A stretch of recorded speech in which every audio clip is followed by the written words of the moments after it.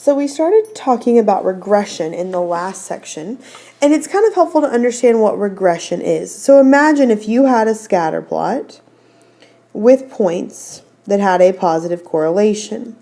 Well, those points then follow some sort of trend, and so you can draw what we call a line of regression, or a trend line, or a line of best fit that goes through the middle of the data, and we use that to predict what's going to happen in the future. So this line of regression, what I've drawn here in pink, is also sometimes called a least squares regression line. To find this regression, to find the slope of the line of this best fit, we use this formula. B equals R times SY divided by SX. Now all of these letters stand for something different. So B represents our slope. R represents our correlation coefficient.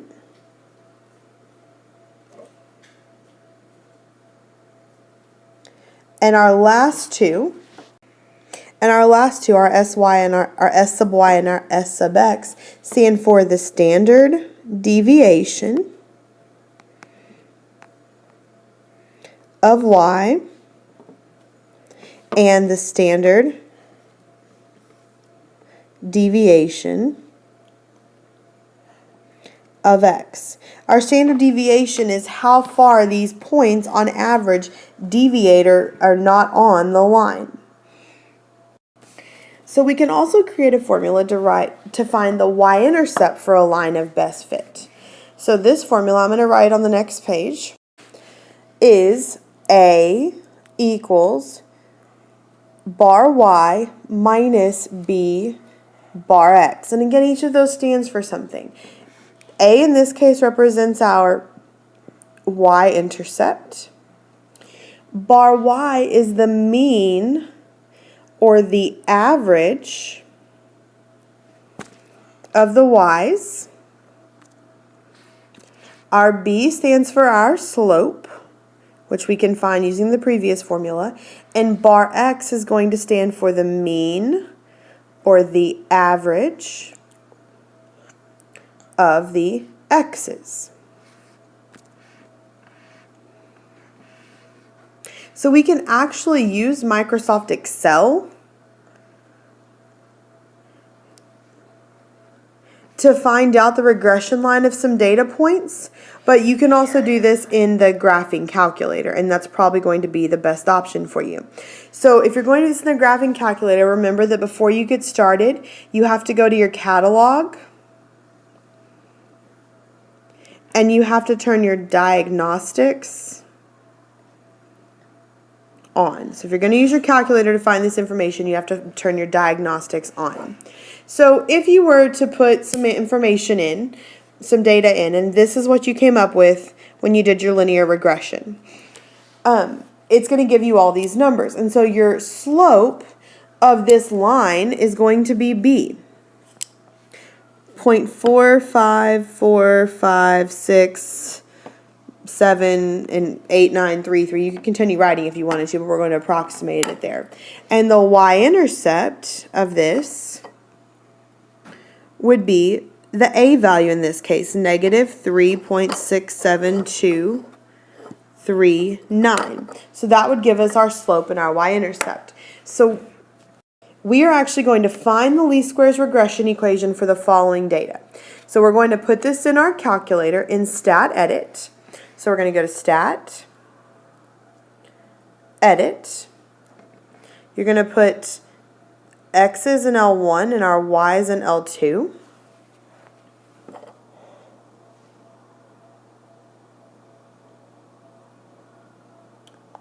And then once you've gotten that done, you're going to go back to Stat. You're going to go over at the top to Calculate, and you want to choose number 4, which says LinReg. And that's going to give us all the information we need. So it's going to actually give you y equals 1.240x minus 2.618. That's going to be our equation. So the steeper the slope of a linear regression line is, the faster our change is happening. So as that number gets bigger, our change is happening faster. So there's three very important facts about a regression line. The first one is that the explanatory variable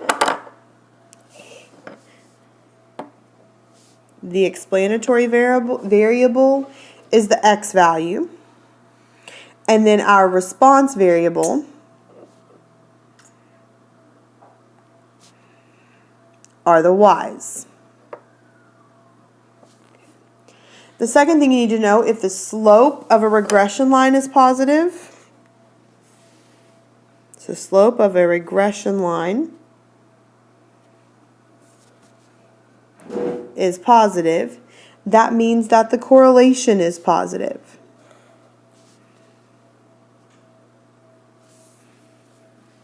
And the opposite of that would be true, that if the slope is negative, then the correlation is going to be negative. And the last thing is that the regression line always goes through the point. So the regression line always goes through the ordered pair bar x, bar y, where bar x and bar y represent the average of x and the average of y. So we have a problem we're going to do. Suppose the regression line y equals 1.872x minus 9.933 predicts a pretzel stand's profits based on the number of pretzels sold. If x represents the number of pretzels and y represents the pretzel stand's profits, how much can they expect to profit if it sells 500 pretzels? So they've told us the number of pretzels. Well, they told us here that x represents the number of pretzels, so we can use this line to predict how much money they're going to make. So we can plug in 500 for x and do 1.872 times 500 minus 9.933. And if you put that in your calculator, you're going to get that it's expected to make a profit of $926.067. So the vertical distance between a regression line and a data point not on the line is called a residual. So that means if I had some data points here and I had a trend line that went like this, or a regression line, or a least squares line, the vertical distance from the line to this point is called the residual. That's what it's talking about, is that distance right there. So if it asks me to calculate the residual, well, this observed value here is based on what actually happened. The predicted y value is if I put the equation in that they gave me into the calculator and I actually figured out if I plugged in x what it would give me, and if I plugged like 5, if I plugged into the equation it's going to give me 11.8. If I plug in 10 it's going to give me 22.6. If I plug in 15, I'm going to get 33.4. The residual is the difference between these two. So all I have to do is subtract them. So to find the residual for the first one, I would do 12 minus 11.8, which is 0.2. To find the residual for the second one, I would do 24 minus 22.6, which is going to be 1.4. To find the residual for the third one, I'm going to do 32 minus 33.4, which is negative 1.4. To find the residual for the third one, I'm going to do 42 minus 44.2, and that's going to give me 2.2. And then for the last one, I'm going to do 57 minus 55, which is going to give me 2. So what this tells me is that these two values that gave me the negatives, those points are going to be below our line, and the other ones that were positive, those points are going to be above our trend line. So it's important to know that there are always some outliers, and outliers result in very large residuals. Outliers are points that if you think about a set of data that looks like this, outliers are going to be points that are randomly out here. And those points, we don't really consider them when we do our data because they don't go with everything else. So the influential points, the points we do use, are points that influence the regression line. So outliers have very large or very small y values. Influential points have very large or very small x values. So it says to give an example of a data set of 5 points that has one outlier by filling the table below. So I'm going to make up some x's. I'm going to make up x's of 1, 2, 3, 4, and 5. And I'm going to make up some y's. If I wanted to have an outlier, though, that means one of my y values has to be really big or really small. So an easy example of this would be if I had outlier or numbers of 3, 4, 5, and 6, and then I had one number that was 102. Well, this is going to be an outlier because that 102 really doesn't go along with everything else that we've been learning. So if I wanted to give a set of value of a data set of 5 points that has one influential point, remember the influentials means that one of the x's is really big. So I'm going to make my x's 1, 2, 3, 4, and 25. Didn't say anything about my y's, so I'm going to keep my y's kind of small. 5, 9, 16, 19, and 24. So my y's still kind of go together like normal, but this one x value is really, really big. So looking at some checkup problems. For questions 1 through 5, use the following data to collect and interpret the following linear regression. So this says the percentage of the public school students in 5th and 9th grade in 2010 who were at or above the proficient level in reading are given in the table below. So these are the 5th grade students in this first column here. These are our 9th grade students. And these are the 6 different states that they selected. So it asks which is the explanatory variable and which is the response variable. So that means that our 5th grade is going to be our explanatory. And our 9th grade is going to be our response. And that was going to be our 4th answer choice. So I'm actually going to do problems 1 through 5 for this warm-up, and you will do 6 through 10 on your own. So number 2 says calculate the linear regression equation from the table above. Well, you can do that in Stat Edit. So if you go to Stat and you put these 2 sets of data points in, our 5th grade in L1 and our 9th grade in L2, and go to Stat and calculate, it's going to give you an answer of our 9th grade pass rate equals 18.1 plus 1.13 fifth times the 5th grade pass rate. So the question says, what does the slope mean in context? So this slope here, our 1.13, we've got to interpret that. Okay? And what that means. As you read through your answer choices, there's a couple numbers that stick out. They all have the 1% in there. And then they either have 1.13% or 18.1%. Well, we know it's asking about slope, and slope is going to be what's attached to x or what's attached to our variable.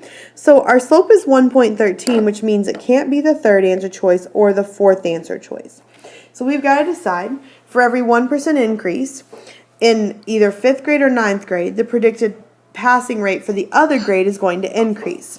So we've got to figure out what's happening. Well, that goes back to what is our explanatory variable and what's our response variable.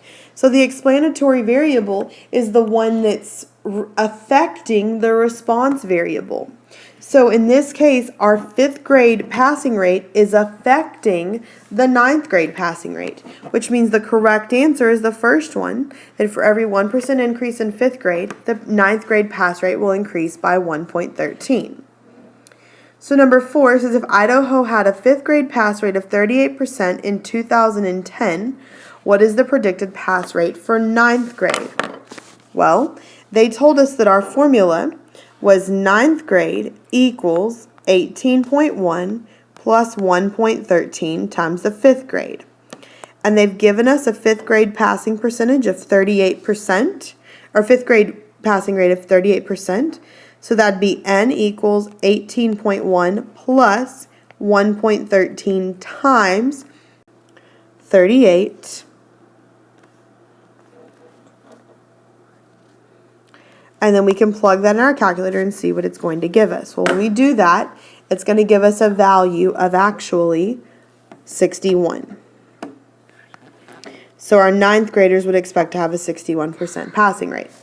So number 5 says in Idaho had an actual 9th grade pass rate of 64%. What is the residual of this point using the equation you calculated from the data above? So remember, for the residual, all you have to do is subtract, and what you subtract is the actual.